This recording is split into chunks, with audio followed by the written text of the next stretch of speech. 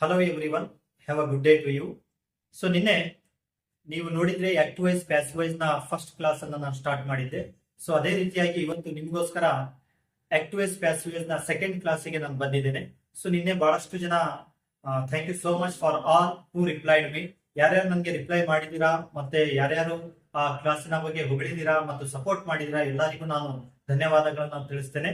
So ಸ್ವಲ್ಪ ಹೇಳ್ತಾ ಇದ್ರಿ ಸರ್, ಸ್ವಲ್ಪ ಕ್ಲಾಸ್ ಬಹಳ ಚೆನ್ನಾಗಿ ಬರ್ತಾ ಇದೆ, ನಿಮ್ಮ ಮಾತುಗಳು ಕನ್ನಡದಲ್ಲಿ ಚೆನ್ನಾಗಿ ಆಡ್ತಾ ಇದ್ದೀರಾ ಅಂತ. ಸ್ವಲ್ಪ ಸ್ವಲ್ಪ ತಪ್ತಾ ಇರ್ತೀನಿ, ಎಲ್ಲಾದ್ರೂ ಕನ್ನಡ ಸ್ವಲ್ಪ ತಪ್ಪು ಮಾತಾಡಿದ್ರೆ ಕ್ಷಮೆಗಿರಲಿ ಅಂತ ಹೇಳ್ತಾ, ಬಟ್ ಬಹಳಷ್ಟು ಜನ ಹೊಗಳಿದ್ದೀರಾ, ಚೆನ್ನಾಗಿ ಮಾತಾಡ್ತೀರಾ, ಕನ್ನಡ ಬಹಳ ಈಸಿಯಾಗಿ ನಮ್ಗೆ ತಿಳಿಸಿಕೊಡ್ತಾ ಇದ್ದೀರಾ ಅಂತ ಹೇಳಿ ಸ್ವಲ್ಪ ಕ್ಲಾಸ್ ರಿಚ್ ಮಾಡಿ ಅಂತ ಹೇಳಿದ್ರು. ಅದಕ್ಕಾಗಿನೇ ಇವತ್ತು ಚಾಕ್ ಪೀಸ್ ಗ್ರೀನ್ ಬೋರ್ಡ್ ಬಿಟ್ಟು ವೈಟ್ ಬೋರ್ಡ್ ಅನ್ನ ಮತ್ತು ಮಾರ್ಕರ್ ಅನ್ನು ತಂದಿದ್ದೇನೆ. ಸ್ವಲ್ಪ ನಿಮ್ಮ ಮುಂದೆ ನಾನು ಈ ರೀತಿಯಾಗಿ ಇದ್ದೇನೆ, ಸೊ ಅಕ್ಸೆಪ್ಟ್ ಮಾಡ್ಕೊಳ್ಳಿ.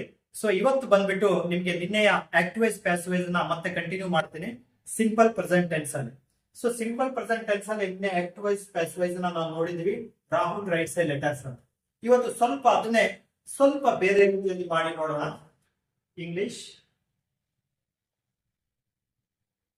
ಸೊ ಏನಾದ್ರೂ ನಿಮ್ಗೆ ಡೌಟ್ ಬಂದಲ್ಲಿ ಕಮೆಂಟ್ಸ್ ಗಳ ಮುಖಾಂತರ ತಿಳಿಸಿ. ಪರ್ಸನಲ್ ಆಗಿ ನೀವು ವಾಟ್ಸ್ಆಪ್ ಮುಖಾಂತರ ತಿಳಿಸೋದಕ್ಕಿಂತ ನೀವೇನಾದ್ರೂ ಅಲ್ಲೇ ಕಮೆಂಟ್ಸ್, ಯೂಟ್ಯೂಬ್ ಅಲ್ಲೇ ಕಮೆಂಟ್ಸ್ ಅಲ್ಲಿ ತಿಳಿಸಿದ್ರೆ ಇನ್ನೂ ನನಗೆ ಬಹಳಷ್ಟು ಸಂತೋಷವಾಗುತ್ತಂತ ಈ ಮೂಲಕ ಹೇಳ್ತಾ. ಸೊ ಇವತ್ತು ಇಂಗ್ಲಿಷ್ ಅಲ್ಲಿ ಪ್ರಥಮವಾಗಿ ಸಿಂಪಲ್ ಪ್ರೆಸೆಂಟ್ ಅನ್ನೇ ಇನ್ನೊಂದ್ಸಾರಿ ತಗೊಂತೇನೆ, ಇನ್ನೊಂದ್ಸಾರಿ ಮಾಡಿ ಮತ್ತೆ ಮುಂದಕ್ಕೆ ಹೋಗೋಣ. ಫಸ್ಟ್ ಆಕ್ಟಿವ್ ವೈಸ್ ನಿಮಗೆ ನಿನ್ನೆ ಮಾಡಿದ್ದು ಗೊತ್ತಿದೆ, ಅದೇ ರೀತಿಯಾಗಿ ಇವತ್ತು active voice first. So active voice ಅಲ್ಲಿ ಇವತ್ತು ನಾನು ತಗೊಂತೇನೆ she sings a song. She sings a song. ನೋಡಿ, she sings a song. ಇಲ್ಲಿನೂ ಸಹ ನೀವು ಮೂರು ಪಾರ್ಟ್ ಗಳನ್ನ ನೋಡಬಹುದು. ಸಬ್ಜೆಕ್ಟ್ ಇದೆ, she subject, sings verb 1 plus S, ಅದೇ ರೀತಿಯಾಗಿ ವರ್ಬ್ 1. ನೆಕ್ಸ್ಟ್ ಎ ಸಾಂಗ್ ಅಂತ ಅನ್ನೋದು ಮೂರನೆಯ ಆಬ್ಜೆಕ್ಟ್ ಆಗಿ ಬಂದಿದೆ. ಈ ರೀತಿಯಾಗಿ ಇವತ್ತಿನ ಆಕ್ಟಿವ್ ವೈಸ್ ಪ್ಯಾಸಿವ್ ವೈಸ್ ಅಲ್ಲಿ active voice she sings a song, she sings a song.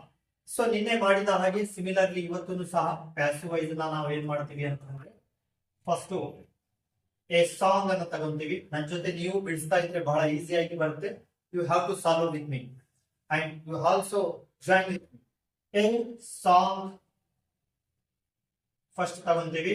Next ಒಂದು ಸಾಂಗ್ ಇರೋದ್ರಿಂದ ಪ್ರೆಸೆಂಟ್ ಇರೋದ್ರಿಂದ is, a song is, sings ಅಥವಾ ಸಿಂಗ್ ವಿ3 ಫಾರ್ಮ್ ಬಂದ್ಬಿಟ್ಟು ಸನ್, SUNG ಸನ್. ಇವು ಬಹಳ ಗೊತ್ತಿರ್ಬೇಕು ನಿಮ್ಗೆ. V1 V2 V3 ಗಳು ಇಲ್ಲಿ ಕಂಪಲ್ಸರಿ ಆಗಿ ಬರ್ತಾವೆ, ನಿಮ್ಗೆ ಗೊತ್ತಿರ್ಬೇಕು.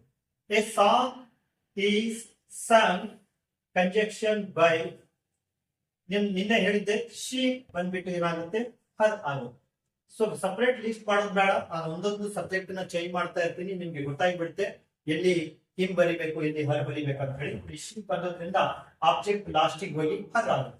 So once again a song is sung by her, ಇದು ಮುಗಿ.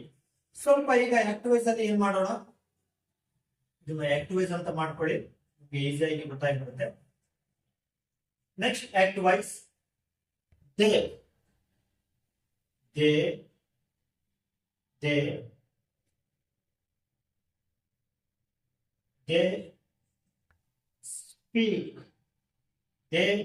speak kannada, they speak kannada. So as it is, similarly passive voice is kannada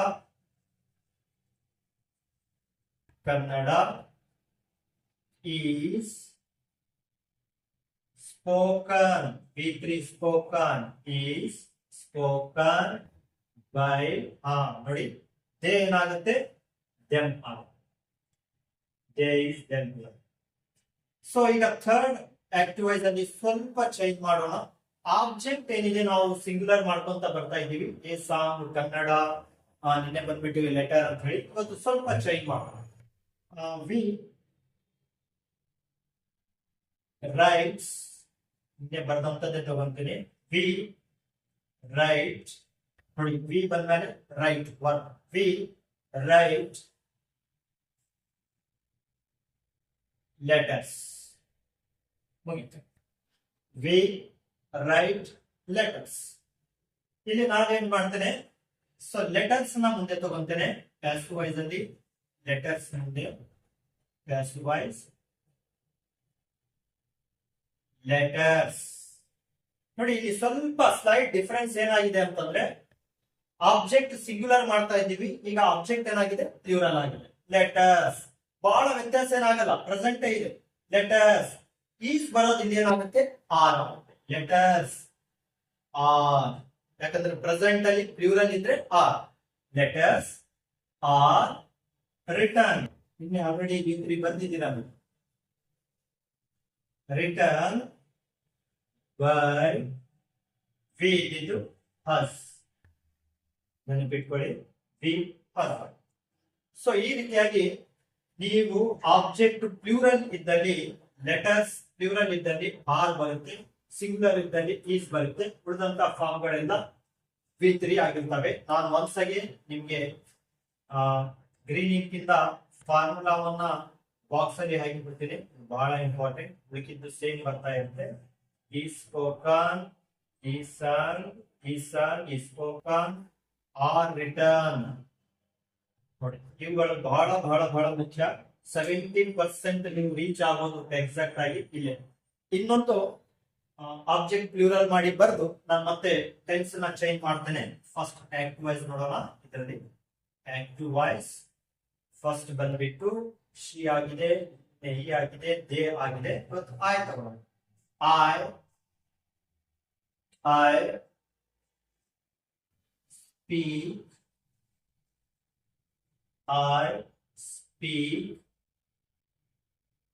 many languages. ನೋಡಿ ಆಬ್ಜೆಕ್ಟ್ ಪ್ಲೂರಲ್ ಆಗಿದೆ.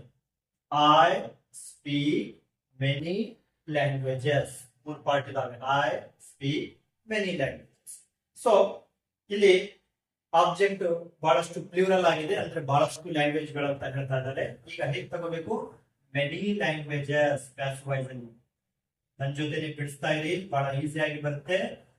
Now you have to take many languages, many languages. ನೋಡಿ many languages automatically ಇಲ್ಲಿ V1 ಇರೋದ್ರಿಂದ ಅಥವಾ present tense ಇರೋದ್ರಿಂದ ಇಲ್ಲಿ are. Many languages are speaking V3 spoken or spoken by I. Object ಏನಾಗುತ್ತೆ me.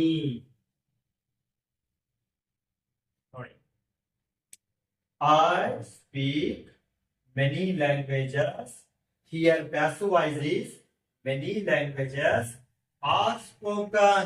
Are spoken because it is plural. ಇದು plural ಆಗಿದೆ, ಬಹುವಚನವಾಗಿದೆ. Are spoken by him. So ಇಷ್ಟು ನಿಮಗೆ ಸಿಂಪಲ್ ಪ್ರೆಸೆಂಟ್, ಸಿಂಗ್ಯುಲರ್ ಆಬ್ಜೆಕ್ಟ್ ಮತ್ತು plural object ಗಳ ಬಗ್ಗೆ ನಾನು ಇವತ್ತು ಹೇಳಬೇಕಾಗಿತ್ತು. ಸೊ ಈಗ ಸಿಂಪಲ್ ಪ್ರೆಸೆಂಟ್ ಆದ್ಮೇಲೆ ಸಿಂಪಲ್ ಪಾಸ್ಟ್ ಅನ್ನ ತಗೋಬೇಕು ನಾವು. ಸೊ ಸಿಂಪಲ್ ಪಾಸ್ಟ್ ಹೇಗಿರುತ್ತೆ, ಅದರಲ್ಲಿ ಸಿಂಗ್ಯುಲರ್ ಪ್ಲೂರಲ್ ಬಂದ್ರೆ ಹೇಗೆ ಚೇಂಜ್ ಆಗುತ್ತೆ, ಅದರಲ್ಲಿ ಫಾರ್ಮ್ ಗಳು, ಬಿ ಫಾರ್ಮ್ ಗಳು ಯಾವ ಬರ್ತಾವೆ, ಹೆಲ್ಪಿಂಗ್ ವರ್ಬ್ ಗಳು ಯಾವ ರೀತಿಯಾಗಿ ಪ್ಯಾಸಿವ್ ವಾಯ್ಸ್ ಅಲ್ಲಿ ಯೂಸ್ ಮಾಡ್ತೀವಿ ಅನ್ನೋದನ್ನ ನನ್ನ ಮುಂದಿನ ತರಗತಿಯಲ್ಲಿ ನೋಡೋಣ. ಇಷ್ಟು ನಿಮಗೆ ನಾನು ಇವತ್ತಿನ ಕ್ಲಾಸ್ ಅಲ್ಲಿ ಹೇಳ್ತಾ ಇದ್ದೇನೆ. ಇವತ್ತು 2 ಕೆಲಸಗಳನ್ನ ಮಾಡಿದ್ವಿ. ಒಂದು ಪ್ರೆಸೆಂಟ್ ಟೆನ್ಸ್ ಅಲ್ಲಿ ನಿನ್ನೆ ನೋಡಿದ ಹಾಗೇನೆ ಸಿಂಗ್ಯುಲರ್ ಗಳನ್ನ ನೋಡಿದ್ವಿ. ಅದೇ ರೀತಿಯಾಗಿ ಪ್ಲೂರಲ್ ಆಬ್ಜೆಕ್ಟ್ ಗಳನ್ನ ಮಾಡಿ ನೋಡಿದ್ವಿ. ಕೆಲವೊಂದು ಕಡೆ ಈಸ್ ಬಂತು ಸಿಂಗ್ಯುಲರ್ ಇದ್ರೆ, ಕೆಲವೊಂದು ಕಡೆ ಪ್ಲೂರಲ್ ಇದ್ರೆ ಆರ್ ಬಂತು. ಇಲ್ಲಿ ಆರ್ ಬಂದಿದೆ. ಸೊ ಈ ಫಾರ್ಮುಲಾಗಳನ್ನ ನೀಟಾಗಿ ಬರ್ಕೊಡ್ರಿ. ಸಿಂಗ್ಯುಲರ್ ಬಂದ್ರೆ ಹೇಗೆ, ಆಬ್ಜೆಕ್ಟ್, ಪ್ಲೂರಲ್ ಬಂದ್ರೆ ಹೇಗೆ ಅಂತ ಹೇಳಿ.